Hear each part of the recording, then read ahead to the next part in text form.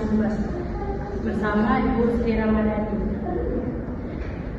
Menurut Ibu, apakah Ibu mengetahui fikih muamalah dan apakah dalam bisnis ini Ibu sudah menerapkan sesuai syariat Islam? Alhamdulillah, saat ini bukan mengelola usaha kantin di sebuah sekolah dasar Islam terpadu. Nah, dalam menjalankan usaha ini, kalau ditanya fikih muamalah, berarti kan kita harus paham dulu apa itu fikih muamalah. Jadi sepanjang yang Ibu tahu, fikih muamalah itu ada prinsip mubah, ya kan? Mubah berarti boleh. Jadi yang Ibu tahu itu menjalankan bisnis kantin ini, ada jual makanan, ada jual minumannya, itu sepanjang itu halal, itu boleh, gitu ya. Kemudian ada prinsip suka sama suka. Prinsip suka sama suka itu Ibu menawarkan, misalnya dagangan Ibu di kantin itu kan ada dimsum, ada apa lagi ya, ada empek-empek, ada risol, gitu ya. Nah, anak-anak kan pilihannya banyak.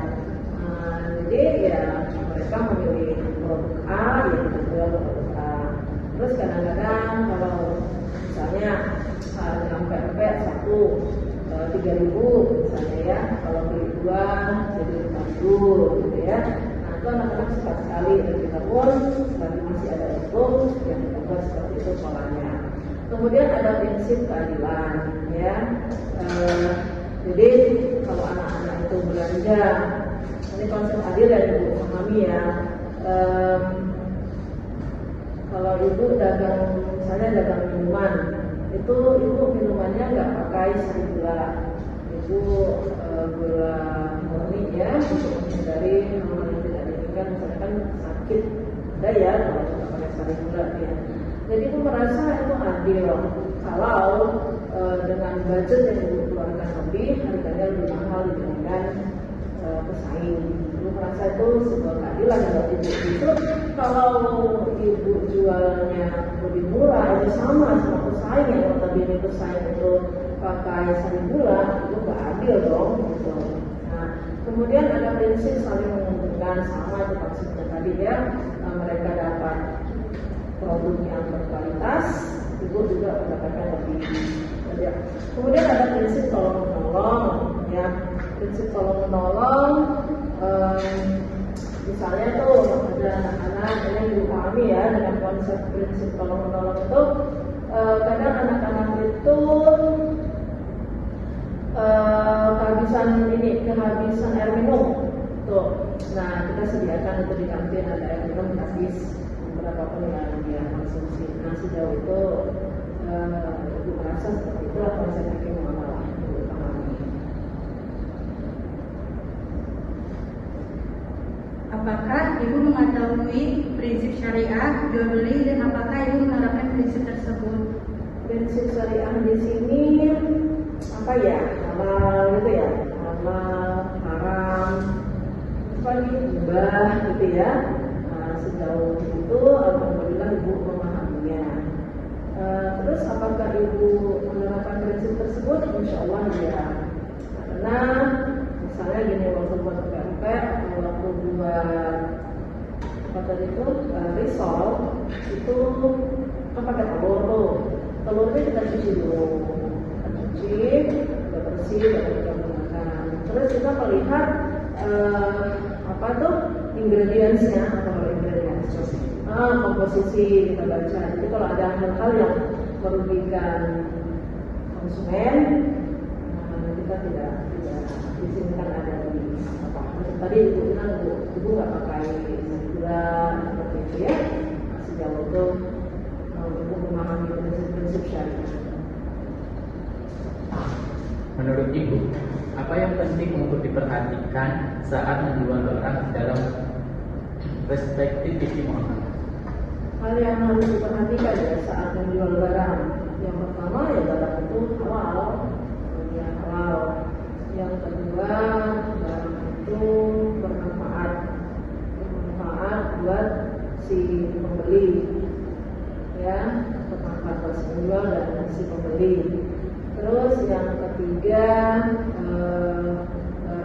itu apa ya, sama aja sih kayaknya halal ya, tidak barang curian gitu ya. Sepanjang itu untuk memahaminya. Menurut Ibu, seberapa pentingnya keadilan dalam transaksi jual beli syariah? Kalau dikatakan penting, ya sangat penting sekali ya, adil. Sebagaimana tadi yang dikatakan di awal tentang fikih muamalah, ada konsep keadilan. Adil yang dipahami di sini, anak-anak mendapatkan produk yang berkualitas dan ibu juga mendapatkan laba yang lebih gitu, dibandingkan pesaing. Misalnya tadi juga teman kata-kata S ya, kalau pesaing itu menjual harga 1.000 tapi dia menggunakan sayur gula, sementara ibu jual harga 2.000 tapi ibu menggunakan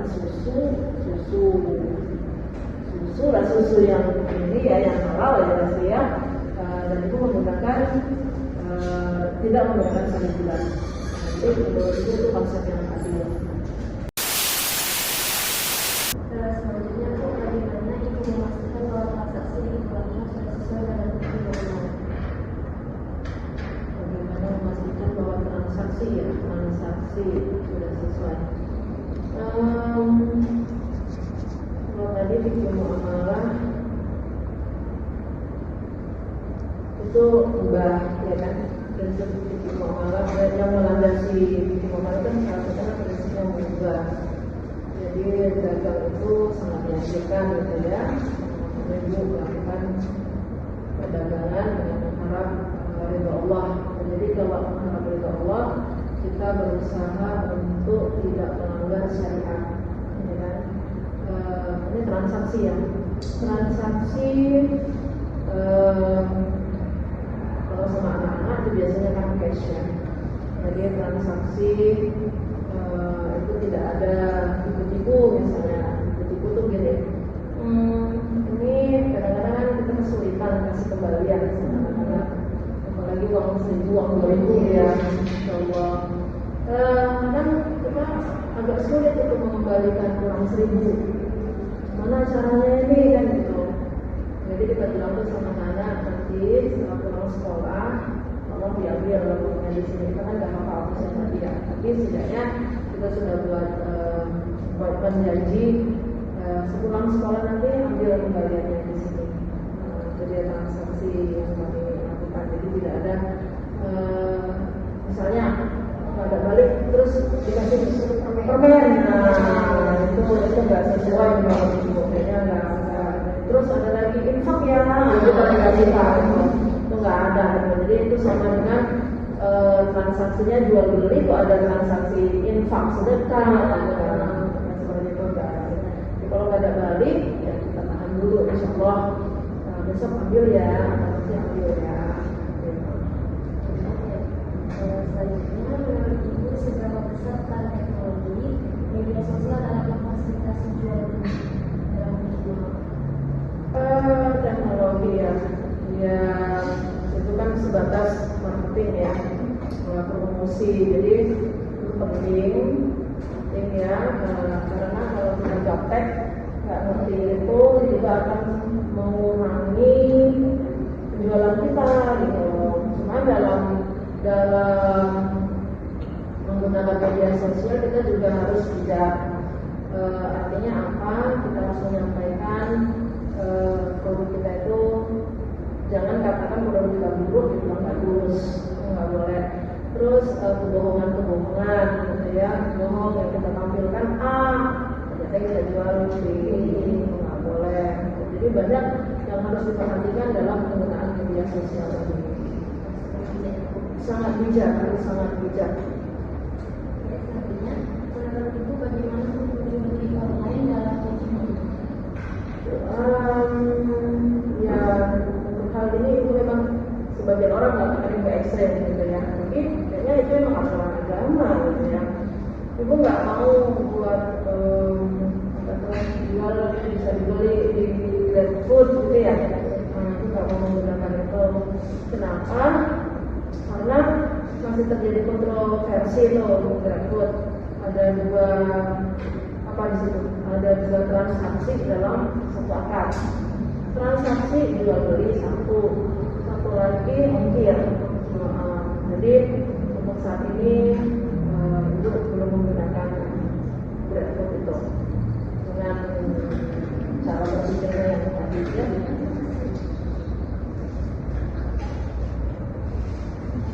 Selanjutnya Bu, apa tantangan yang sudah Ibu hadapi dalam proses jual beli syariah? Tantangan yang dihadapi dalam jual beli syariah. Apa ya? Dia nggak ada itu. Maka apa yang ada ini? Sejauh ini ada. Paling cibiran sih mungkin. Udah zaman sekarang tuh nggak mau pakai GrabFood gitu ya. Memang nggak menggunakan rezeki kan gitu. Ya kita salah satunya di misalnya lah, katakanlah misal marketingnya di mana nih, Facebook atau di Instagram misalnya, kan bukan berarti kita ketinggalan zaman kan. Kita tidak mau menggunakan aplikasi GrabFood. Nah ada hal yang dilarang agama di sana. Apa kata Rasul? Tidak boleh ada dua transaksi dalam satu akad. Jadi GrabFood itu masih yang seperti itu. Jadi tantangannya ya di situ, kecuali kalau pembelinya itu belinya transfer.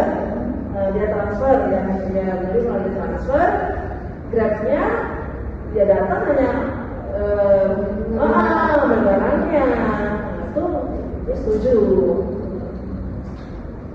Menurut pandangan Ibu, apakah prinsip jual beli syariah itu sama seperti praktik modern dan bagaimana cara menyeimbangkannya tersebut? Kalau yang dimaksud dengan praktek bisnis modern yang mana nih? Menurut kakak, yang praktek bisnis modern, yang kakak pahami lah, supaya ambil. Praktiknya itu kayak yang jual beli konvensional. Contohnya di sana.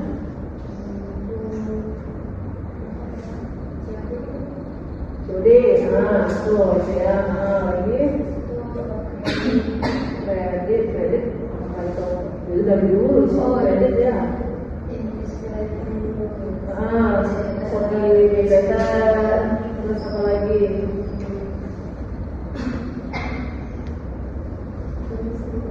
Itu yang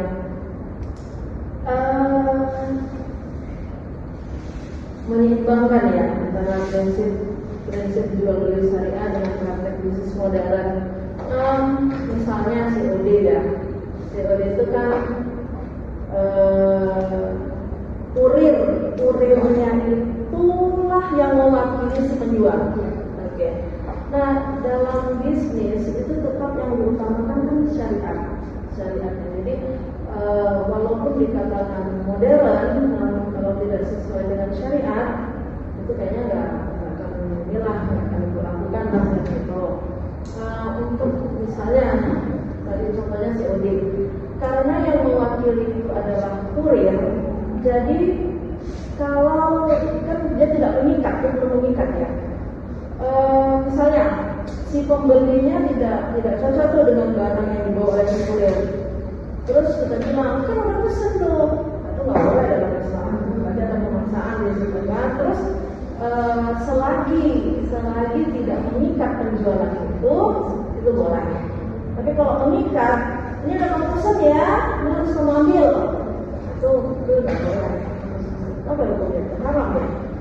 Bukan apa hukumnya, tapi yang lebih tahu itu nggak boleh dan itu nggak akan lakukan hal itu.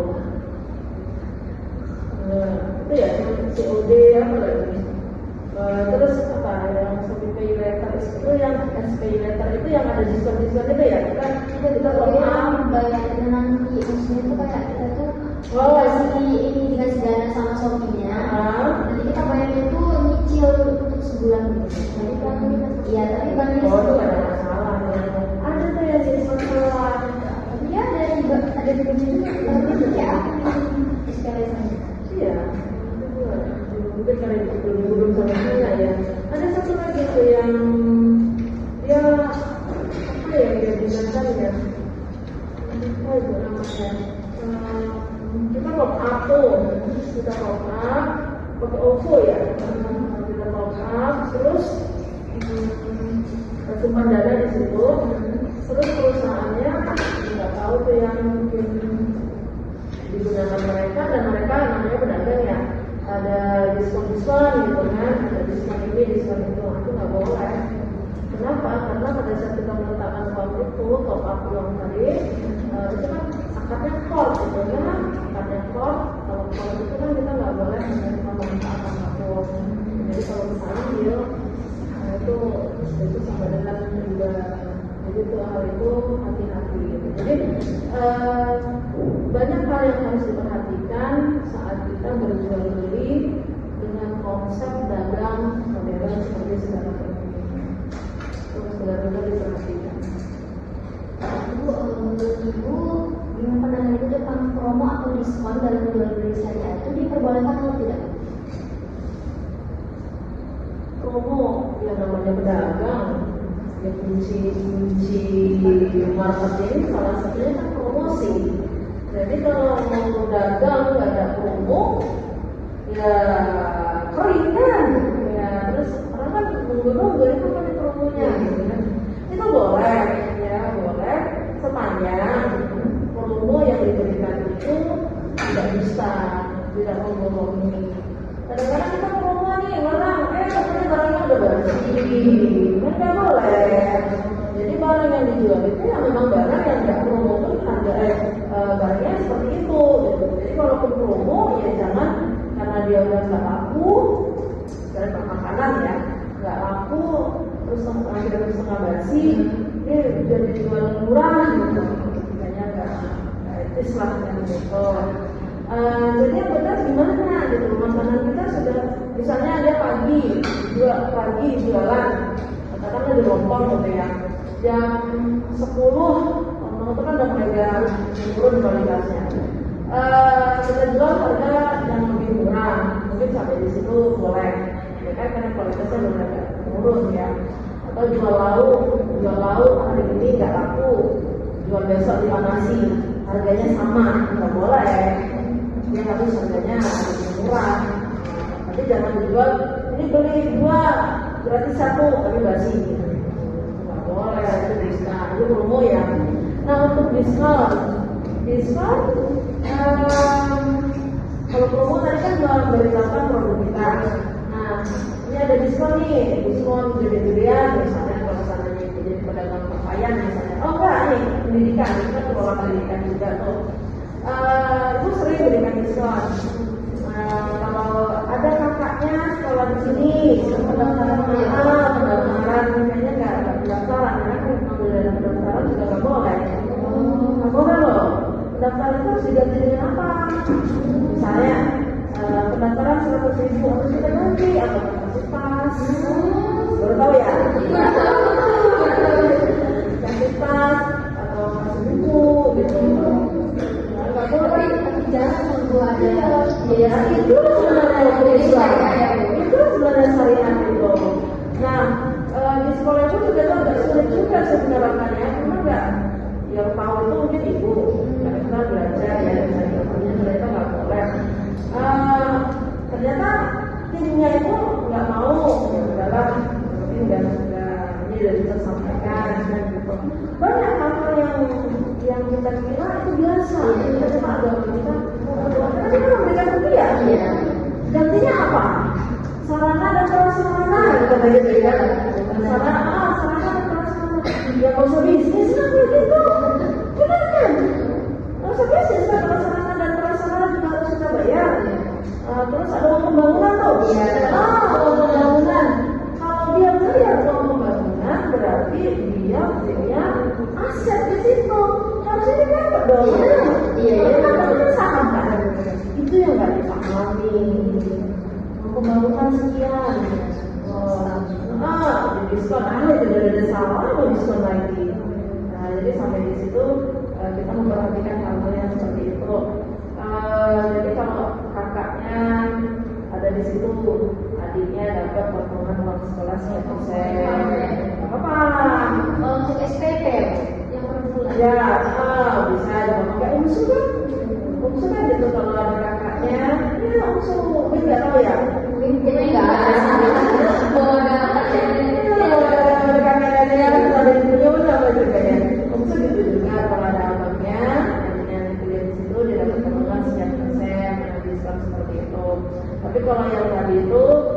diskon pendaftaran aja udah nggak boleh, kecuali ada apanya.